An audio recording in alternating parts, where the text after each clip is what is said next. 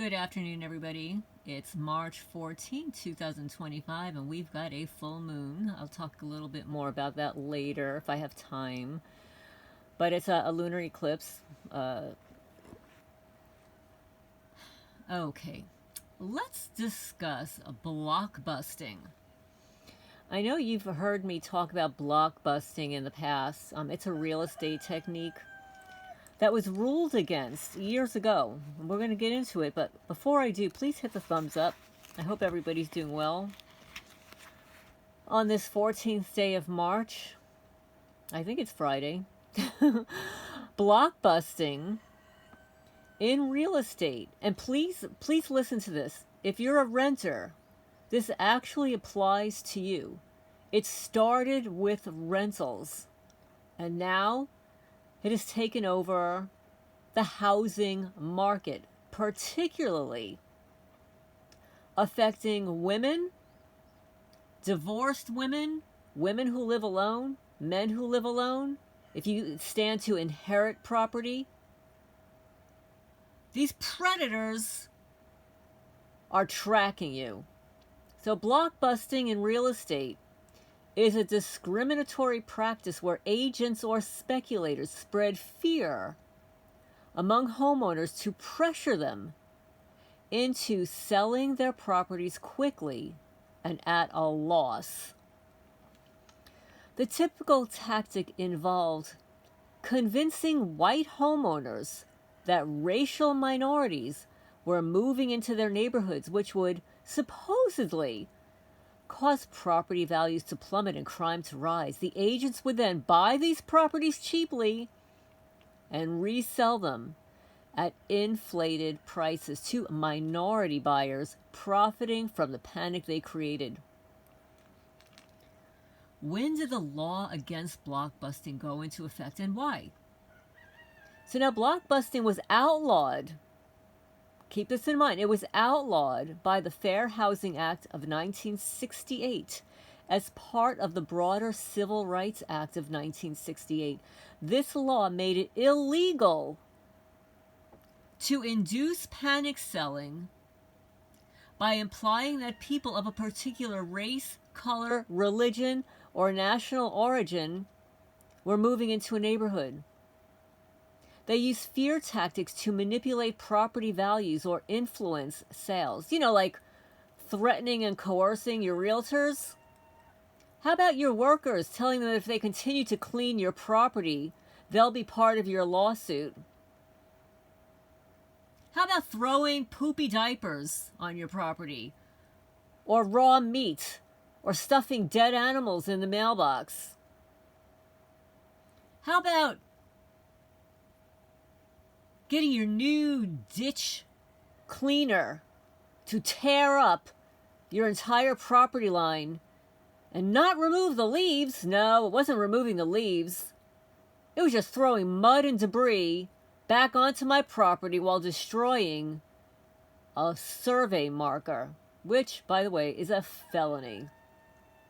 The law was necessary because blockbusting created widespread racial segregation and economic exploitation. It destroyed stable communities, deepened racial divides, and enriched unethical real estate professionals at the expense of vulnerable homeowners.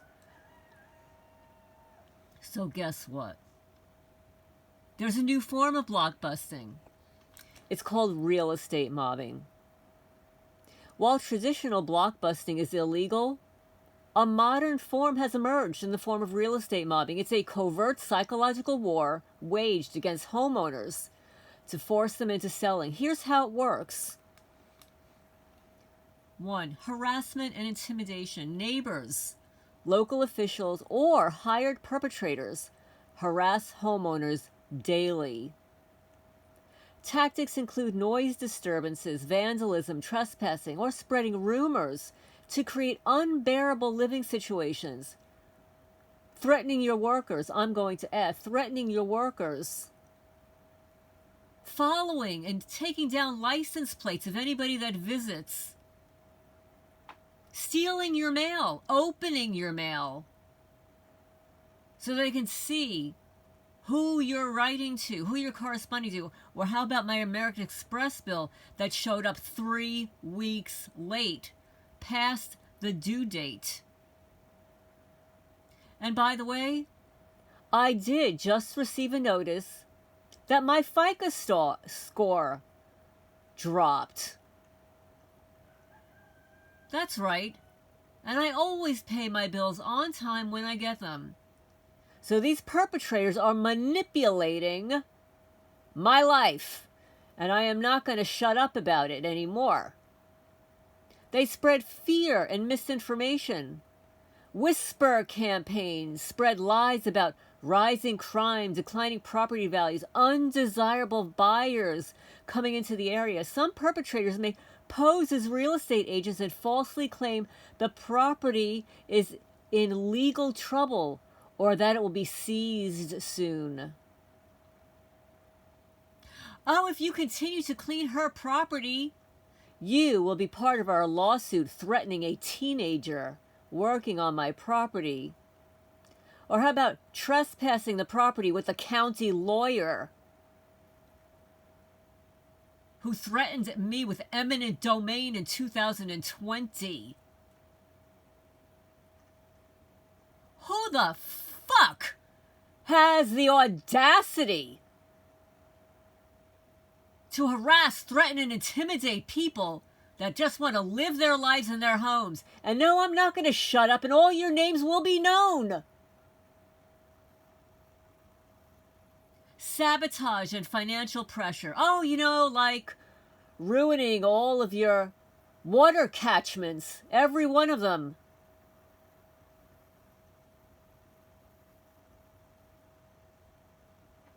Vandalizing property to make it look neglected. Scaring off buyers and lowering its value. Like they did at 52 Sutton Drive, Manalapan, New Jersey. That sold to a friggin' cop. They were saving my gorgeous home for one of their little buddies.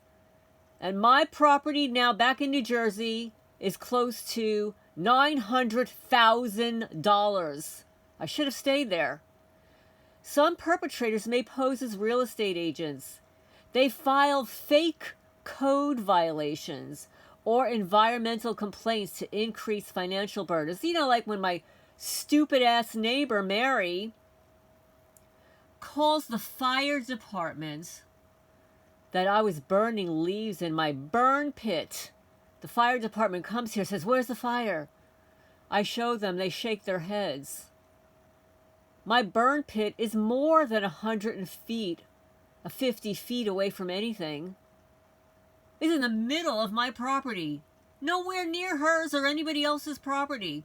And then calls the fire department again when we're burning ditch leaves to clean the ditch at my expense, because I've been doing it every year since I've lived here. But no, she's got to file another complaint. Hey, bitchette, go clean your own property and mind your damn business. I don't care who you know, who you think you know. You're still on neighborhood wars and you ended up in the ditch and ended up in the county jail. So shut the fuck up. And if you fuckers keep calling my real estate agents, oh yeah, you too will be part of my lawsuit. And I actually have evidence. And you don't. Sabotage and financial pressure. Vandalizing the property to make it look neglected. Scaring off buyers and lowering its value. Filing fake code violations and environmental complaints, using delays, legal red tape, and mysterious buyers who never close the deal to wear down the owner. Isolation and emotional manipulation, turning neighbors against the owner, cutting off community support. Psychological manipulation, anonymous threats. Oh yeah, like the letter that ended up in my witnesses mailbox 40 minutes from here.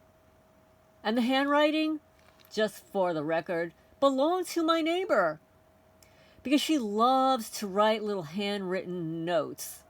Like the one telling my process server that she was trespassing on her front door. No trespassing signs left on my legally surveyed property. And then, of course, the threat letter sent to the worker on my property that she dropped off in his mailbox. Anonymous threats, constant surveillance, and even fake friendships designed to feed false information. Pushing desperation sales. After months or years of harassment, the owner becomes exhausted and desperate.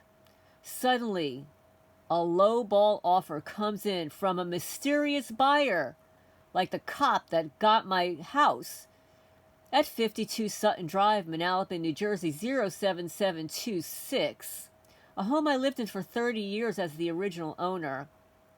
Didn't even look in the backyard when he came in. He was literally in my house for 3 minutes and left. And after 3 years, my gorgeous house finally sold to that piece of crap cop. And guess what? I'm educated now. It's not going to happen again. Suddenly, a lowball offer comes in from a mysterious buyer, often connected to the very people orchestrating the mobbing. Well, why is it done? Profit. They force a distressed sale and flip the property for a huge profit. And I'm telling you that if I were to divide this property up 3 ways, I'd probably make a lot more money than selling it as one. And one realtor said you could easily sell off 5 acres of your land and it would not change the price of the whole property. Gentrification. Push out long-term residents and replace them with wealthier newcomers.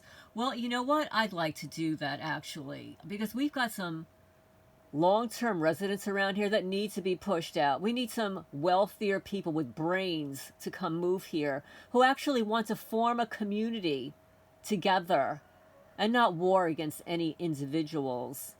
Well, corruption and power, of course. It involves local officials or powerful individuals aiming to control land or development. Real estate mobbing is hard to prove. Well, that's not true. It's hard to prove because the perpetrators hide behind plausible deniability. Yeah, right. The laws against blockbusting don't explicitly cover, this is the problem, kinds of psychological warfare and coordinated harassment, creating a legal gray area that bad actors exploit. And we are going to have that change because I have already created my mailing to send to not local government, but to all the senators, Congress. We can send it to Elon.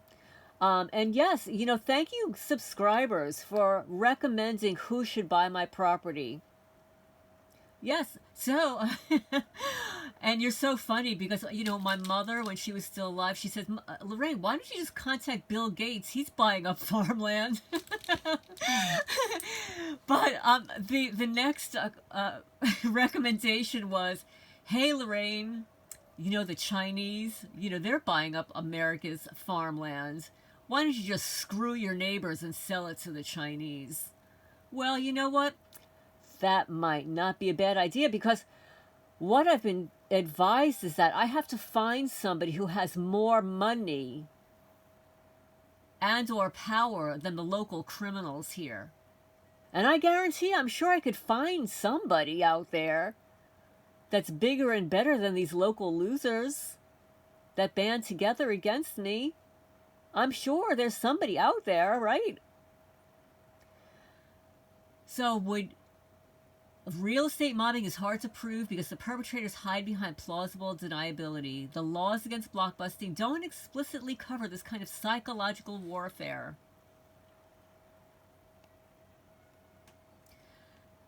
So I asked ChatGPT, how do I expose and fight back against real estate mobbing?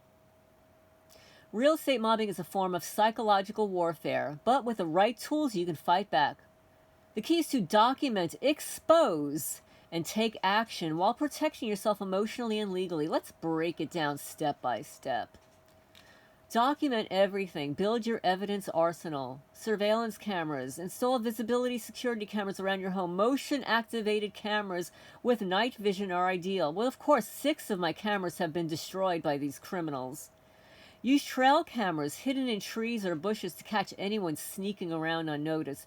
They have actually stolen the SD cards and wiped them clean. Just for the record, I'm just putting it out there of what has happened, because this is obviously high-level surveillance, people. Possibly hired private contractors. Record incidents. Keep a detailed log of every incident, date, time, description, and who was involved.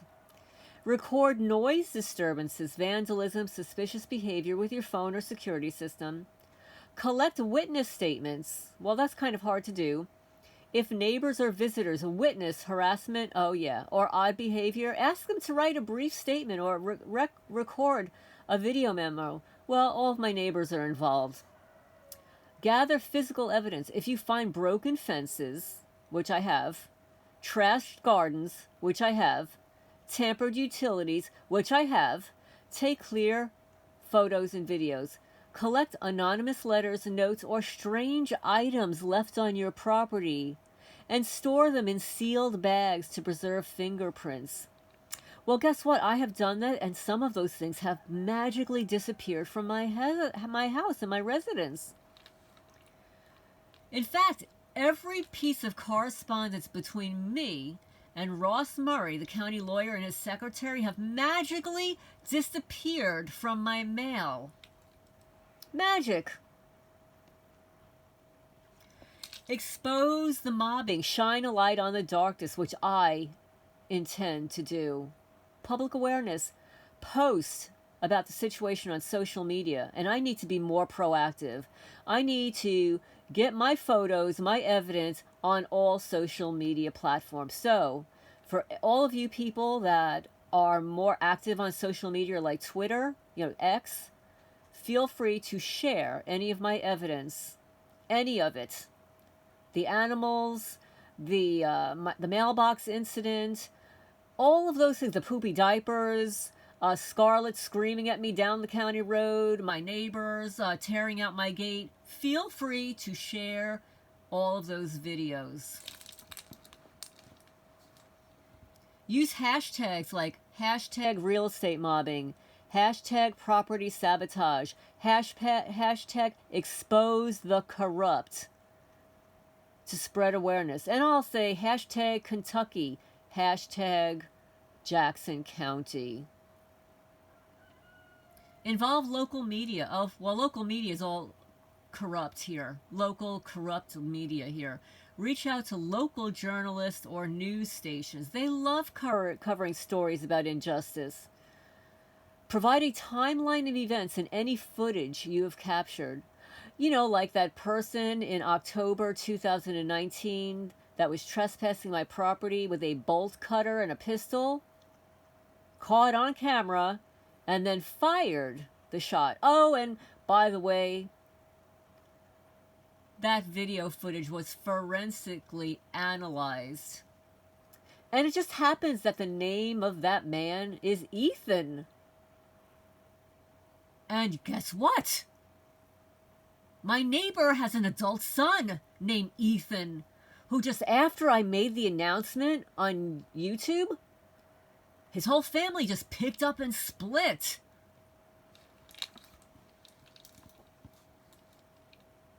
Create a paper trail. Certify letters to local officials and law enforcement detailing harassment. Well, I've done that every year. Between Sheriff Hayes, Daniel Isaacs, I've sent certified cease and desist letters to all of my neighbors. John and Mary Perky, Eddie and Scarlett Marks, Chris Bowles, all have certified letters. Every one of them. And if Ross Murray didn't tear down my muck rock FOIA requests, all 41 of them were up there documenting the total corruption in this town. But yeah, they had to destroy the evidence. Well, that's okay, because when this all gets exposed, and when I get a journalist, and when I get an attorney, that'll all come up for review, won't it? It'll all come up for review. Use the legal tools. Turn the law in your favor. File police reports. Report every act of vandalism, trespassing, or harassment. Well, I haven't done every one of them. But they don't come out here to photograph it. So what the fuck? They're not coming out to photograph the vandalism. Insist on getting a case number and keep track of all communications. Restraining orders. If you can identify specific perpetrators, you may be able to get a restraining order. Well, I tried to get a restraining order against John and Mary Perky. But the judge is corrupt too in the small town. And I've even had local people tell me who've lived here, it says, if you want to get any justice in this town, you better go to Lexington. You better go somewhere else, because you ain't never getting justice in this town. Local people have told me that. You will never get any justice because it's that corrupt here. Even if it isn't granted, the process creates another legal paper trail. That's right, because my communications, all of my evidence was aired in the court, and there is a transcript. So now it is a public record. Consult an attorney. Find a lawyer who specializes in property law or harassment cases. They can help you file complaints with housing authorities and take legal action against neighbors engaging in harassment. You can contact state or federal authorities. If local officials are ignoring the problem, escalate the issue to the state housing agencies or even the FBI. Oh yeah, if there's organized harassment or corruption. Well, I've already contacted the FBI multiple times. No comments. Sabotage their sabotage. Protect the sale. Pre-inspect your property. Hire an independent inspector before listing your property. Identify and fix issues that they might use against you. This also creates a paper trail proving the house was in good condition before future vandalism. Well, I already have videos and photos of everything on my property. And I've got all the photos of when I purchased this property, when it was inspected, all of it. Plus, I've paid dozens of people to clean my property and perform landscaping and other work here. I pay them. I've got a paper trail coming out of the kazoo. I've spent thousands and thousands of dollars cleaning this property. No problemo. If necessary, hire an out-of-town agent. Okay, it says work with a reputable real estate agent who understands the situation and won't be influenced by local gossip. Well, Cassie Foley from Century 21 was not the one. She was obviously contacted to not sell my property. She didn't even tell me when the listing ended. She never sent around the new property listing cards that she said that she would. She never put the pink bows on the property to show that it was listed for sale. She did nothing. Nothing. But did have the audacity to tell me that people were calling them friends of my neighbors, because I remember their names. Because they infiltrated the Facebook page, yes. And then they were subsequently banned. They were the same people that were calling the real estate agent and telling her, you can't sell that property. It was promised to me. Oh, really? It was my property was promised to you? Come face to face, little loser. I'll tell you who the property's promised to. It's not you. Sell it discreetly. Hire an out-of-town agent to avoid local biases. Consider selling off the market, also known as pocket listing, to avoid drawing attention to the sale. Use online platforms that don't require public signage or an MLS listing. Boost your property's image. Post positive photos and videos of your property online to counteract negative rumors. Highlight its features, the beauty of the land, and the peaceful environment to attract buyers directly. Well, I've done that already. And the property is gorgeous. But they are destroying it. And they are going to be exposed. They're exposed every day. And I'm going to read a letter today.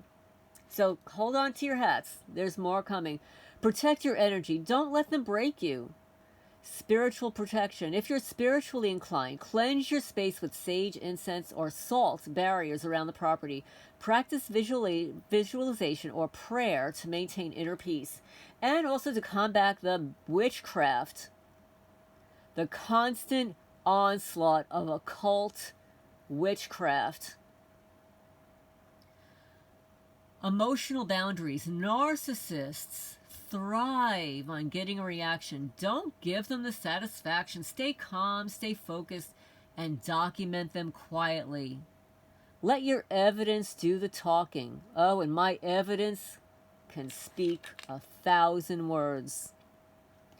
Community support. Reach out to well, there are no trusted neighbors, friends, or local community groups. But I do have other friends in Kentucky that tell me to get the F out of Eastern Kentucky. Yes, they do. I can't tell you what they tell me until I move from here. I can't tell you that. Having others who are aware of the situation will help you feel less alone and provide witnesses if things escalate.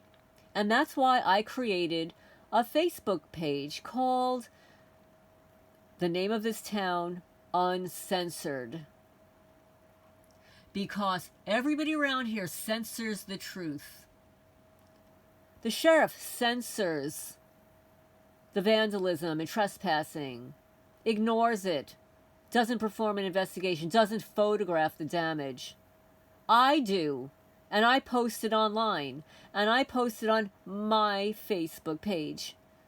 The one that I manage, it's my Facebook page. Because when I moved here, this small town, of all these nosy buddy brown nosers who have nothing else to do, never even thought to create one. So I did. That horrible woman from New Jersey who bought the property that we couldn't afford, she created that Facebook page.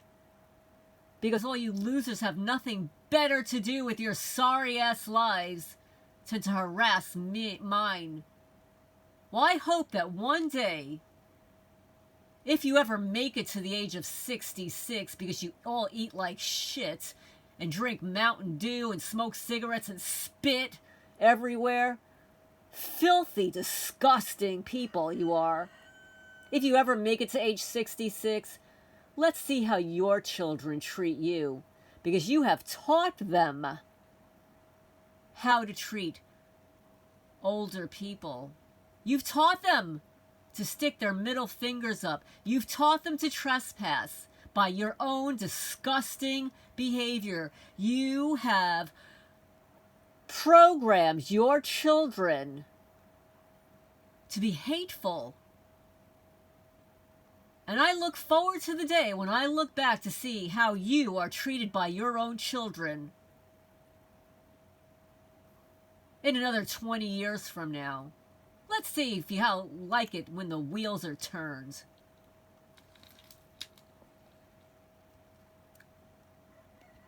I'm on a roll, guys. It's a full moon. My energy is ramped up. Record all conversations. In many states, you're allowed to record conversations if you are part of them. Catch them admitting to harassment or making shady deals. Oh, well, I already have the Scarlet, right? I have all her text messages, right? Bait and switch.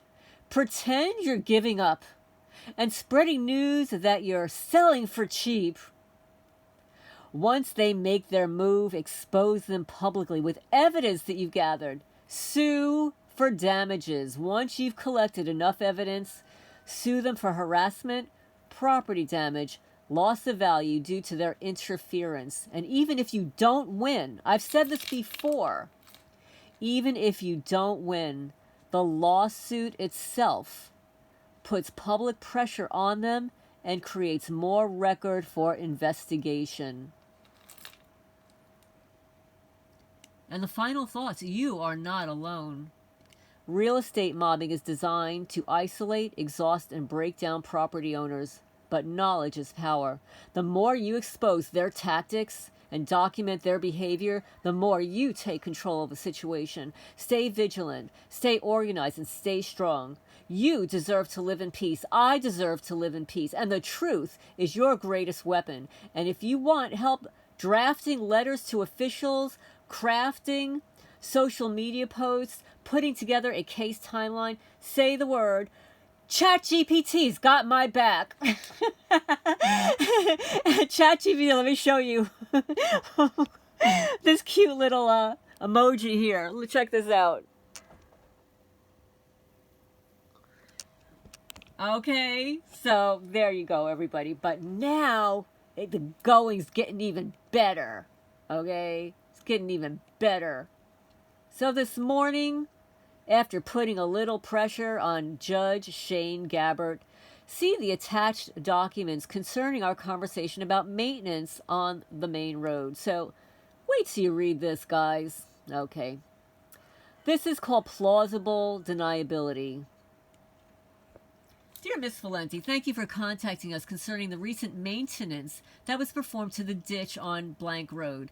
Ditching is considered routine maintenance that we perform on our roads as the need arises.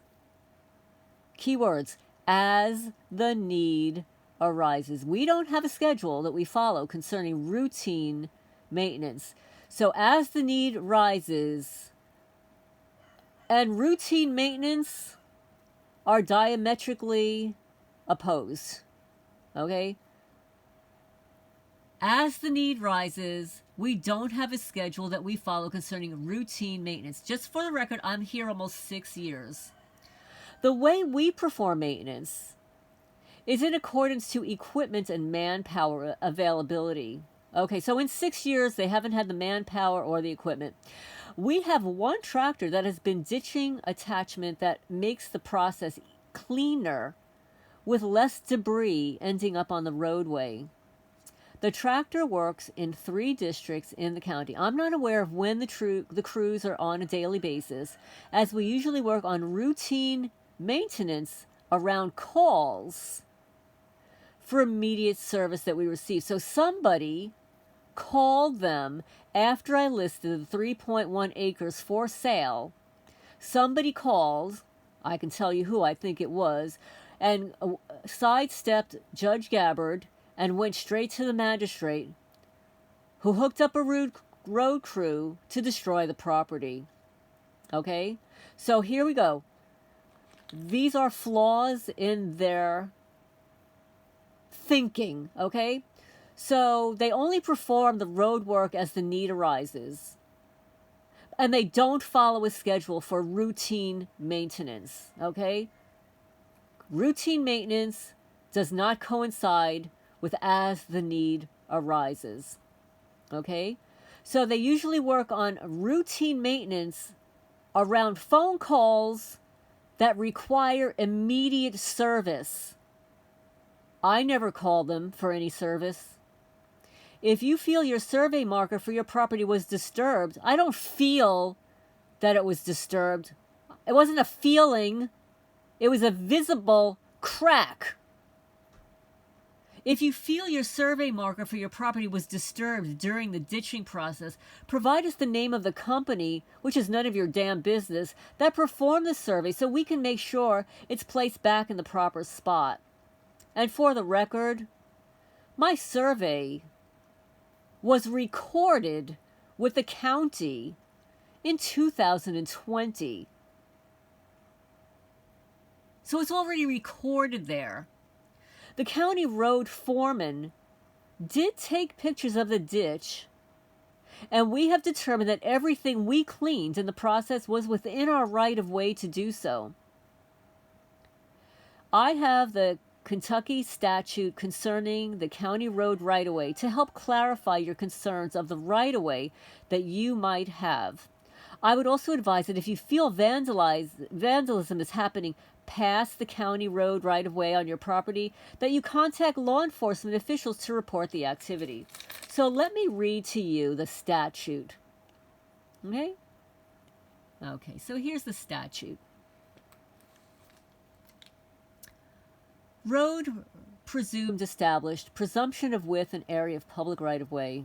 Statute 178.025.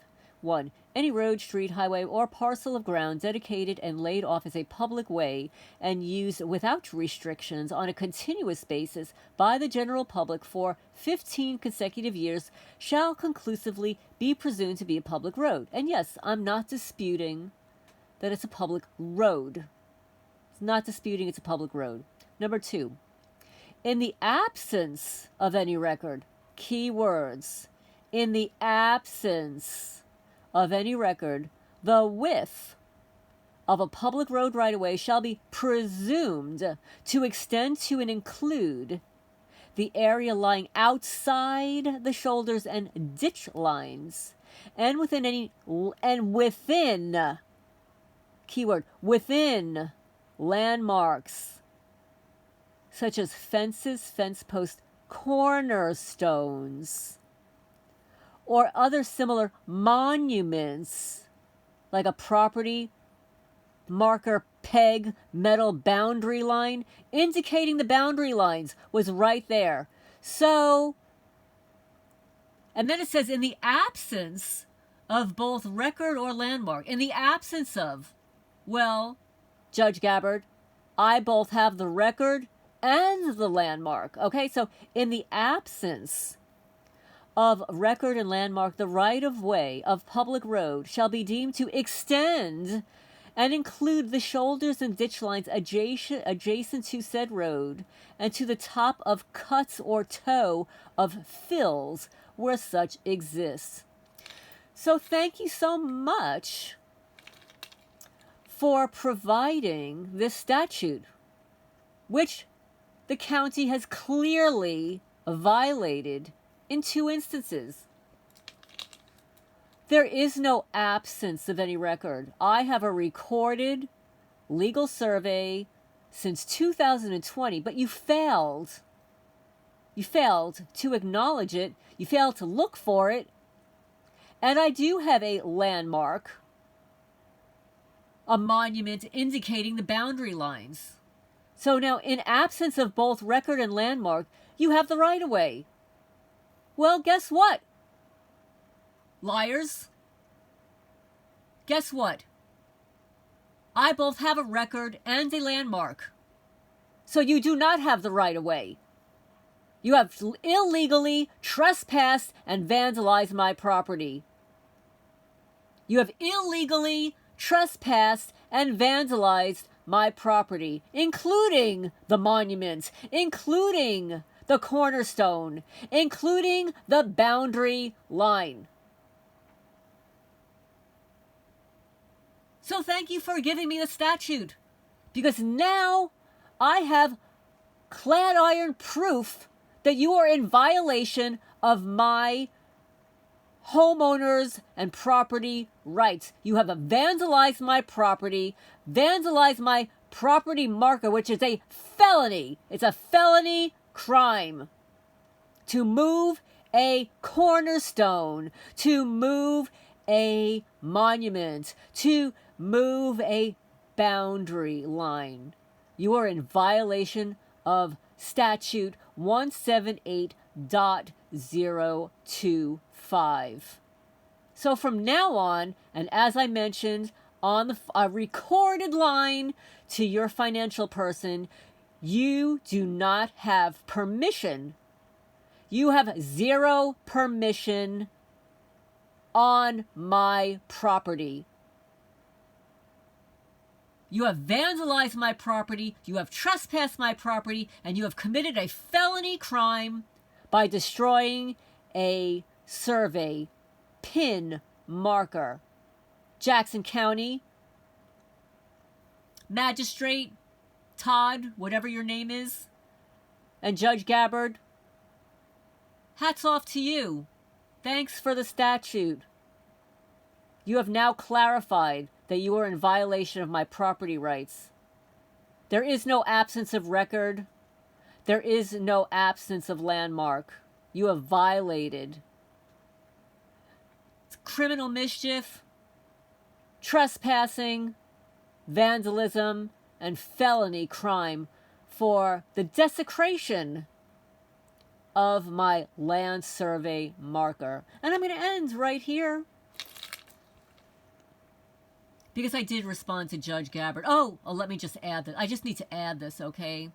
I said, Dear Judge Gabbard, thank you for your prompt response and statute for the public record. According to the attached statute, in the absence of any record, land surveys recorded in the county records in 2020, the width of a public road right-of-way shall be presumed to extend and include the area outlying the shoulders and ditch lines within any landmarks, such as fences, fence posts, cornerstones, or other monuments indicating the boundary lines. And according to the above statute, the county trespassed because ditch excavation was performed outside of the boundary lines as indicated by the metal survey marker. The surveys recorded with the county, who failed to review the boundary lines, and I have been living here almost 6 years. The county has never, quote unquote, never in 6 years excavated the ditch line or removed leaves from the ditch. Sometimes the culvert leaves have been removed by the county when I could not do so myself. I have been the one to clean or burn the ditch leaves so as to not harm and also enrich the soil. Mud, dirt, and leaves have not been removed. They were dumped back onto my property, suffocating the new growth, cutting supporting tree roots, moving supporting rock and stones, and diminished the visual beauty of the property. The actual flow of the water has been negatively, significantly altered so that water deposits at the center of my property. I will be sure to record this situation during the next rain. And in addition, as mentioned previously, rock, gravel allegedly to support the Sand Lick Bridge during its rebuild cascaded 20 feet beyond the permitted 15 feet from the center of the road. The gravel, like the black corrugated tube under the bridge, serves no useful purpose. There are deep cracks in the asphalt, and the Sand Lick Bridge will again collapse. The guardrail was never reinstalled. What would happen if someone swerved on that road and ended up on my property because there was no guardrail? Someone has been trespassing and deliberately vandalizing and scorching the grass, drilling 50 holes into the upper field, drilled holes into a pine tree, excavated another creek and waterway area in an effort to harass and depreciate the value of the property. It appears to be a concerted effort by public officials and members of the community. It's called real estate mobbing. It's a hidden form of harassment designed to force homeowners into selling their properties through fear, intimidation, and sabotage. And it's happening to me right now. IEDs have been thrown on my driveway. Real estate agents have been harassed and threatened. Scarlet and Eddie Marks throw trash, feces, soiled toilet paper, and poopy diapers on the property. The Perkies tore a newly installed gate out of my legally surveyed property. Someone shot my cat in the face, a rooster in his side, and a neighbor's dog, and had the same hole. For far too long, I have been dealing with stalking, trespassing, vandalism, and relentless harassment by those trying to make my life unbearable, all in an attempt to drive me out of my home. Mysterious damage to my property, strange disturbances, all hours, and constant psychological pressure have become part of my daily life. This isn't just personal, Judge Gabbard. It's a coordinated attack on my property rights and personal freedom. It's about powerful people using dirty tactics to manipulate property values and push rightful owners off their land. And I won't stay silent anymore. Sincerely, Lorraine Valente. So, everybody, boys and girls, men and women, on this lunar eclipse, this full moon eclipse, I am taking back my power and I am exposing all these criminals that are hell-bent on removing me from my property and depreciating the property value. But I've been down this rodeo before, and they are going to be exposed, and they will pay for any money that I lose on this property when it sells. Not if, when it sells. And I'm done with my rant for today. So we started off with blockbusting. This is very important that everybody needs to know because this first affected renters and it has been outlawed. Blockbusting was outlawed in 1968 with the Fair Housing Act, the Civil Rights Act of 1968. It has morphed into real estate mobbing. And we need to create laws and put real estate mobbing on the map. Hashtag real estate mobbing. Hashtag, where are my hashtags here? Hashtag property for profit. Hashtag public corruption. We need to get real estate mobbing and blockbusting on the radar because this is not just happening to me. This is happening all across the country. It's happening especially to the divorced, single women that are living alone because we've got predators that gang up on one person. And for the person out there that says, well, you're painting such a horrible picture. Nobody's going to want to buy your property. Well, it's not going to happen to a married couple. It's happening to me because they're predators. They're predators and it's all of them against one me. But I guarantee if I get a couple here that knows how to use their firearm better than me, nobody's going to bother anybody that moves here. I promise. And I promise it won't be any one of them. Because unlike what happened in Manalapan, New Jersey, I know better. I know exactly what my MO is going to be. I will not be selling to anybody around here. Besides the fact that I know for a fact that they can't afford it. Okay? If they couldn't afford it in 2019, they can't afford it now. So this is Lorraine Alternative Homesteading. I'm off my rant on real estate mobbing and blockbusting. It's very important to spread the news, spread this information around. If you know of anybody, an investigative journalist that wants to report on real estate mobbing, especially now that a lot of people, their mortgage rates are increasing and stuff, this is going to be something. This is going to be a land grab, a property grab across the United States. This is what's being done to a lot of people. It's not just me. But it is specifically happening to me here. And I am not going to shut up about it. So anyway, I hope everybody's having a good day. It is absolutely beautiful outside. I need to get outside and get some sunshine in my eyes. Pick up some more witchcraft. And I will talk to you guys later.